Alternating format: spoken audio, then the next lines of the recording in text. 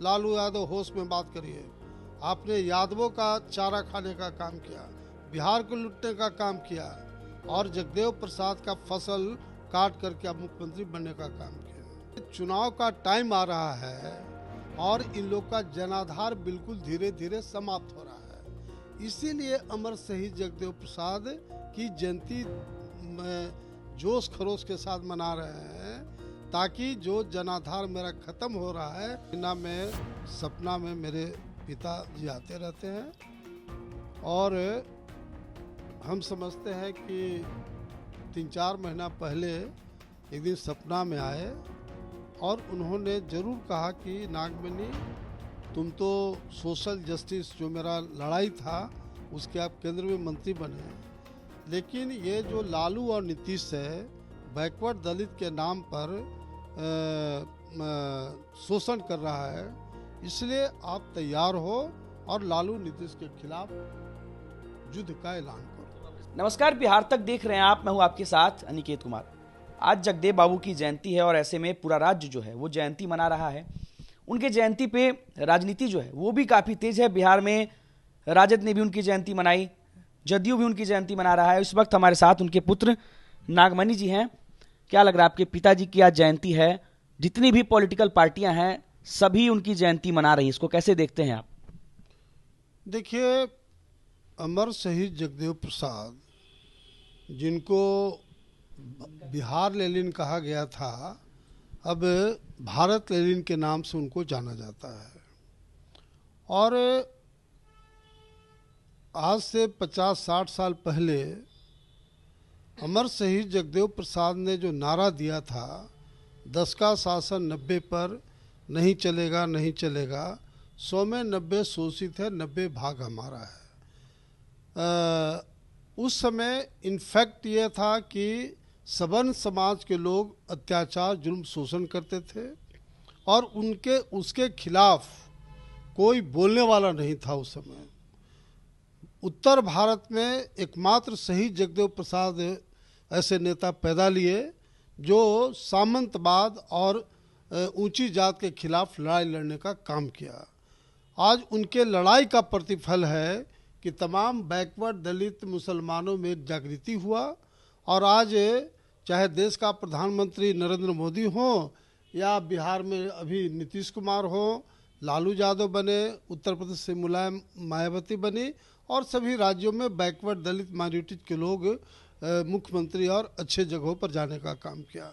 लेकिन आज से जो 60-70 साल पहले अमर शहीद जगदेव प्रसाद ने जो लड़ाई लड़ी, आज मैं बहुत धन्यवाद देना चाहता हूँ ऊंची जात के लोगों को कि अपनी मानसिकता को काफ़ी ड्रास्टिक तरीके से परिवर्तन किया और आज के तारीख में बिल्कुल मैं कह सकता हूँ कि ऊंची जात के लोग कहीं अब अत्याचार, जुल्म, शोषण नहीं कर रहे हैं, बल्कि जो बड़े जोश खरोश के साथ है जो अमर शहीद जगदेव प्रसाद की जयंती आज मना रहे हैं, खास करके आरजेडी, जेडीयू वगैरह, ये 30-34 साल से लालू नीतीश की सरकार है, लेकिन उस समय जगदेव प्रसाद याद नहीं आए।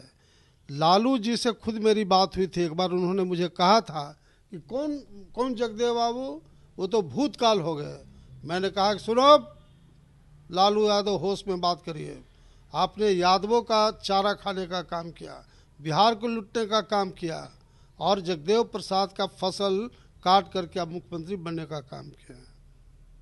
उसी तरह से नीतीश कुमार जी के पार्टी जब से मैं छोड़ा हूँ, कभी भी उनका जो सरकारी कार्यक्रम 2 फरवरी चिटकोहरा स्मारक पर होता है, वो नीतीश कुमार कभी जाने का काम नहीं किए, जबकि उनका फर्ज बनता है जो सीएम कि जा करके माल्यार्पण अर्पित करें। दोनों पार्टी ढिंडोरा पीट करके कह रही कि हम उनका बहुत आदर करते हैं, जयंती मना रहे हैं। लेकिन चूंकि अब चुनाव का टाइम आ रहा है और इन लोग का जनाधार बिल्कुल धीरे धीरे समाप्त हो रहा है, इसीलिए अमर शहीद जगदेव प्रसाद की जयंती जोश खरोश के साथ मना रहे हैं, ताकि जो जनाधार मेरा खत्म हो रहा है वह जनाधार जगदेव बाबू का तो तमाम, पहले तो बैकवर्ड दलित मुसलमान सपोर्टर था, अब ऊंची जात के भी 100% लोग उनके समर्थक हैं। इसलिए ये इन लोगों का जनाधार खत्म हो रहा है। इसलिए इन लोग बड़े पैमाने पर जयंती, अलग बात है, मैंने पहले ही कहा कि महापुरुषों का जयंती कोई मना सकता है, तो एक और हम धन्यवाद भी देते हैं सब लोग को, लेकिन दूसरी ओर जो मनसा इन लोग का है, ये मनसा है कि जो जनाधार मेरा खिसक रहा है, ख़त्म हो रहा है, वो अमर शहीद जगदेव प्रसाद के जयंती मना के उसका पूरा करें। लेकिन हमने शोषित इनकलाब पार्टी बना लिया हूँ, और कल आज जो हम लोग धरना दे रहे हैं 3 पॉइंट पर। पहला पॉइंट है हमारा कि 27% से 52% आरक्षण बढ़ाया जाए, क्योंकि सवर्ण समाज का 10% जनसंख्या, उन्हें 10% आरक्षण मिल गया, मैं उनका समर्थन करता हूं।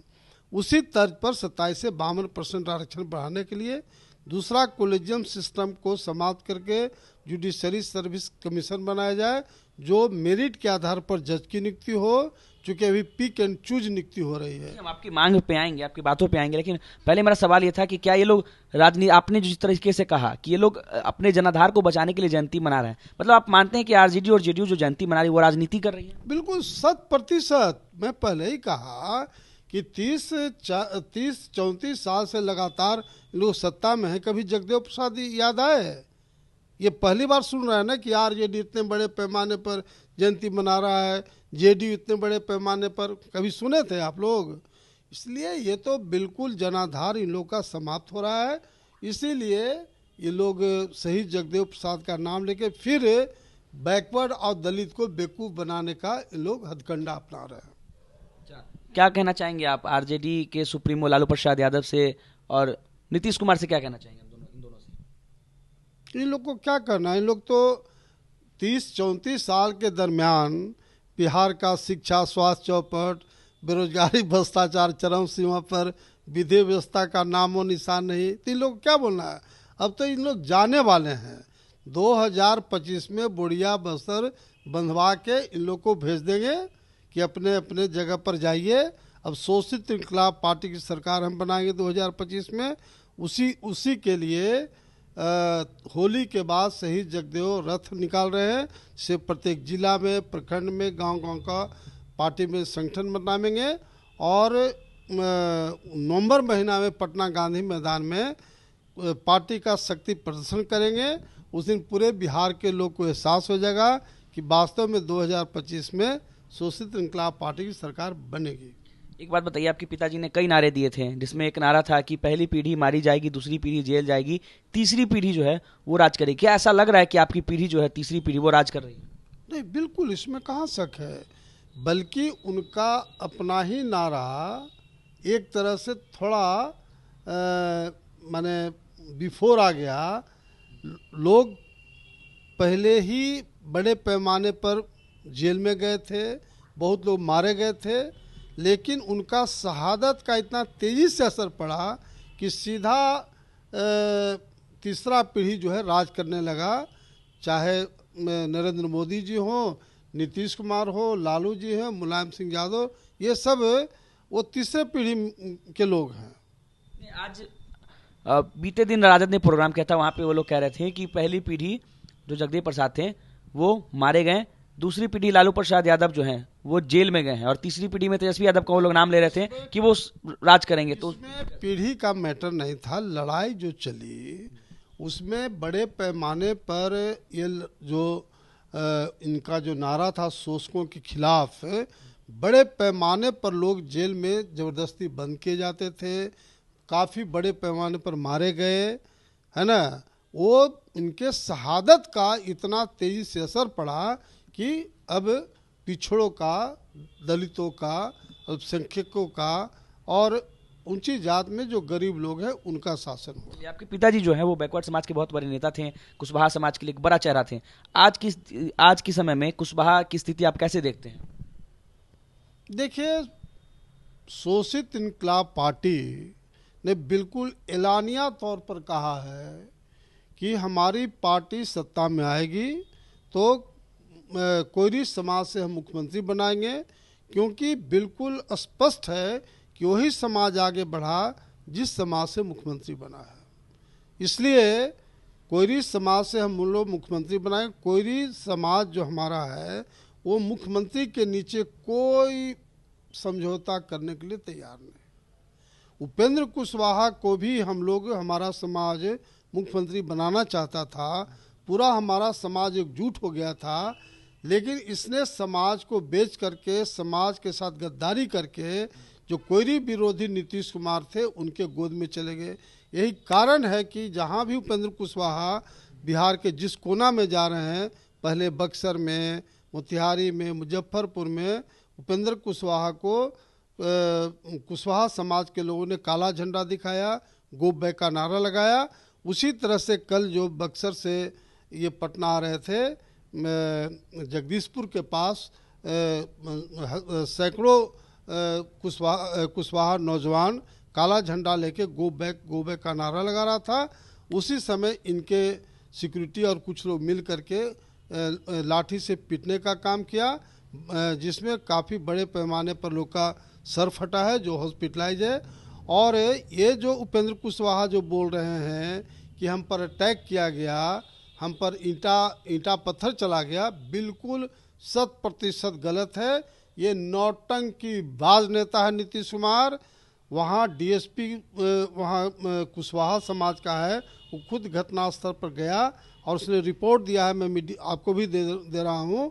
उसने कहा है कि वहाँ उपेंद्र कुशवाहा के काफिले पर कोई अटैक नहीं हुआ, कोई ईंटा पत्थर नहीं चला, बल्कि उपेंद्र कुशवाहा के काफिला से ही काला झंडा जो दिखा रहे थे उनको पीटा गया। अब देखिए, अब उपेंद्र कुशवाहा, आपने कहा कि नीतीश कुमार के गोद में जाकर बैठ गए, लेकिन उपेंद्र कुशवाहा वहां भी नाराज दिख रहे हैं, नीतीश कुमार के खिलाफ बयानबाजियां करते दिख रहे हैं। कैसे देखते हैं आप उसको?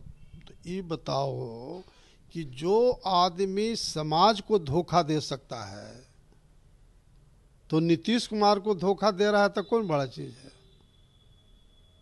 ये कह रहे हैं कि हमको हिस्सेदारी चाहिए, हम ऐसे नहीं जाएंगे, हिस्सा लेके जाएंगे। अरे भैया, 3 बार जेडीयू छोड़ करके आप नीतीश कुमार को छोड़ के चल गए, आप हिस्सेदारी की बात कर रहे हैं? कौन बात का हिस्सेदारी? आपका कोई कंट्रीब्यूशन है क्या? नीतीश कुमार जो आज मुख्यमंत्री हैं तो 3 बार ना पार्टी छोड़े हैं। तो ये बचपना हरकत ही कर रहे हैं, बेवकूफ़ी भरी बातें बोल रहे हैं। उसको राइट है बोलने का जो नीतीश कुमार को मुख्यमंत्री बनाया है। पूरा बिहार का बच्चा बच्चा जानता है कि 29 में कई एमएलए एलजेपी को तोड़ करके नीतीश कुमार को हम लोग मुख्यमंत्री बनाया है। नागमणि बोले तो शोभा देगा। आपने मुख्यमंत्री बनाया? बिल्कुल 100% बिहार का बच्चा बच्चा जानता है। 29 एमएलए में 21 एमएलए तोड़ करके एलजेपी को हमने नीतीश कुमार को समर्थन दिया।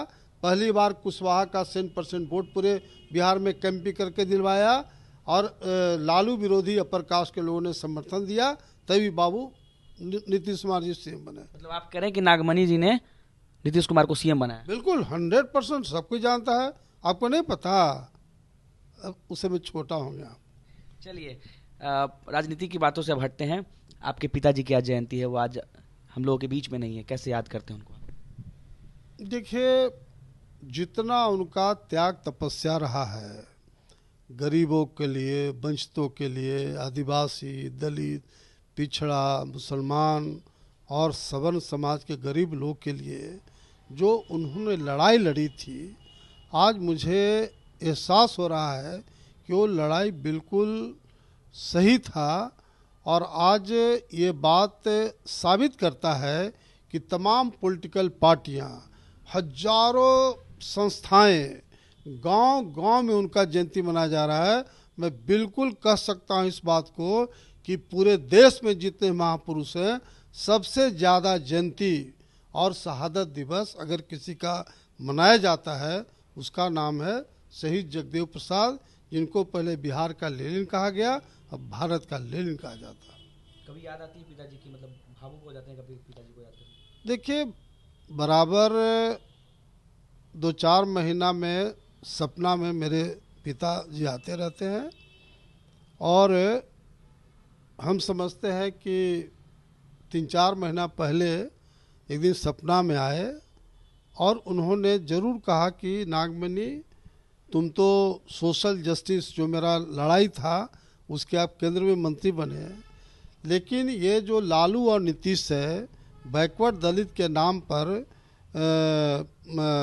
शोषण कर रहा है, इसलिए आप तैयार हो और लालू नीतीश के खिलाफ युद्ध का ऐलान करो। जब आपके सपने में आते हैं? सपना में आए और उन्होंने कहा, तब तक नींद मेरी टूट गई। नींद टूट गई? नींद टूट गई, इसलिए तो मैंने ऐलान किया हूँ कि लालू नीतीश को हटाना पहला काम है बिहार में, उसके बाद ही कोई काम है। पिताजी को याद करके कभी रोना भी आ जाता है आपको? नहीं, रोने वाली बात नहीं। हमारे पिता मर्द लीडर थे, लड़ाकू नेता थे और हमको बराबर बोलते थे कि बोल्ड रहो, लड़ाकू बनो, इसलिए हम लोग को रोने का क्या है। कोई गलत काम करके थोड़े गए हैं, वो तो तमाम गरीबों की लड़ाई लड़के गए हैं। इसलिए हम लोग को फक्र है अपने पिता अमर शहीद जगदेव प्रसाद पर, जो इस तरह का व्यक्तित्व का मैं ब्लड से पैदा लिया हूँ। हम भी कोशिश करते हैं कि उनका जो अधूरा काम है उसको हम पूरा करें।